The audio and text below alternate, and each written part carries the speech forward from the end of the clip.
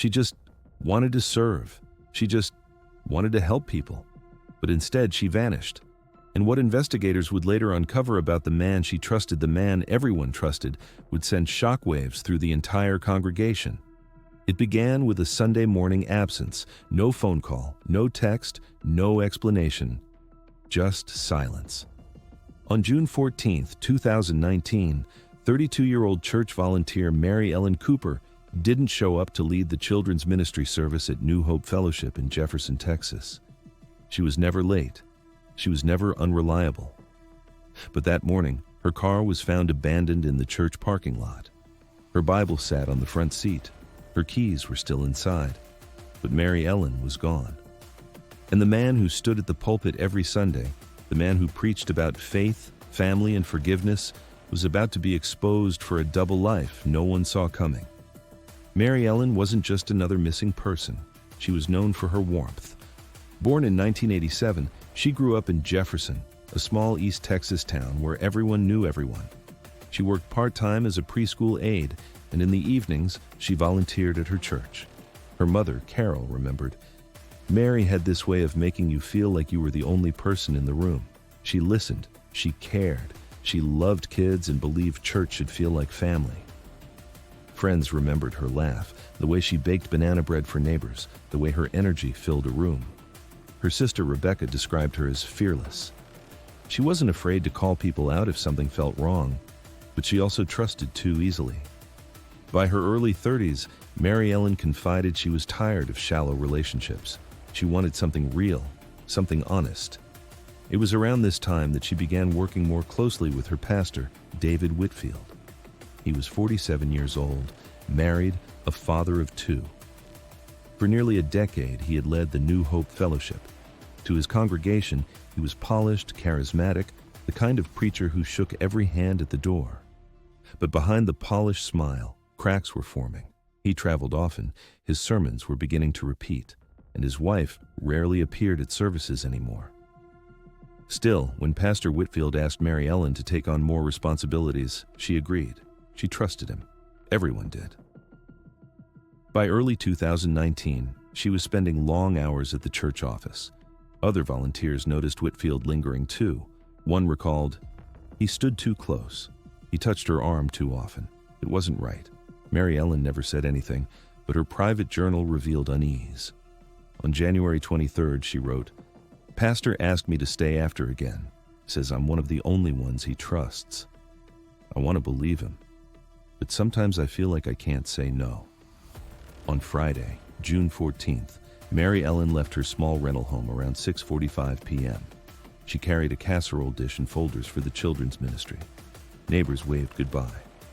At 9:12 p.m., surveillance cameras captured her car pulling into the church lot. The lights flickered inside. A door opened, and then nothing. By morning, her car was still parked in the lot. By Sunday, panic had spread through the congregation. By Monday, she was officially reported missing. Her phone had gone dark around 9:30 p.m. When detectives questioned Whitfield, he told them he hadn't seen her. "She must have come by after I left. I was home by then. Ask my wife." But his wife's statement was vague. She said she went to bed early and only assumed he was home. Detectives grew suspicious. On July 18th, investigators searched an abandoned farmhouse owned by Whitfield's cousin. The lock on the cellar was new. Inside, the air smelled of bleach. There was a soiled mattress in the corner, rolls of duct tape, zip ties, and a box of women's belongings. Among them, a silver cross necklace.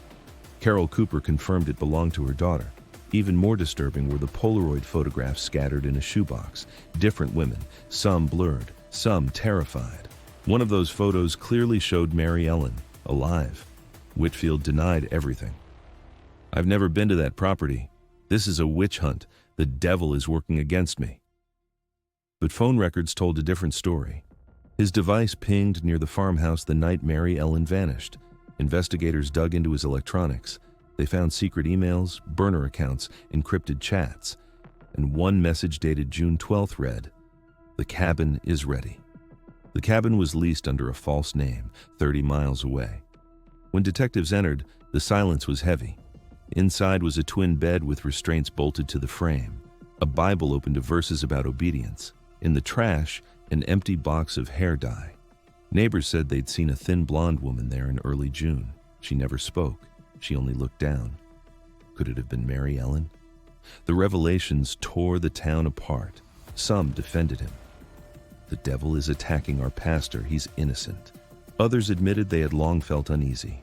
One mother confessed she never left her daughter alone with him after a late-night counseling session.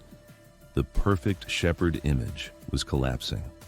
On August 5th, 2019, Whitfield was arrested for obstruction and lying to investigators. The sight of him in handcuffs stunned the community. One church member whispered, "It felt like a wolf was finally pulled out of sheep's clothing." But there was more. The Polaroids matched women from Oklahoma and Louisiana who had vanished years earlier. Detectives began to realize Mary Ellen might not have been his first victim, and maybe not his last. Then came the breakthrough. In a hidden trunk at the cabin, investigators uncovered VHS tapes, 4 in total, 3 labeled with dates spanning 2014, 2016, and 2018, and 1 marked June 14, 2019, the night Mary Ellen disappeared. When detectives pressed play, the grainy black and white footage revealed Mary Ellen. She was alive, she was bound, she was terrified, and standing behind her was Pastor Whitfield. The tape ended abruptly at 11:58 p.m. No sign of what happened next, no clue if she ever left that cabin alive. But investigators were about to learn that Mary Ellen wasn't the only one captured on those tapes, and the truth would be darker than anyone imagined. Mary Ellen was a daughter, a sister, a volunteer who believed her church was a safe place. Instead, she became a victim of the very man entrusted to guide others. Her story forces us to ask, how well do we really know the people we trust most?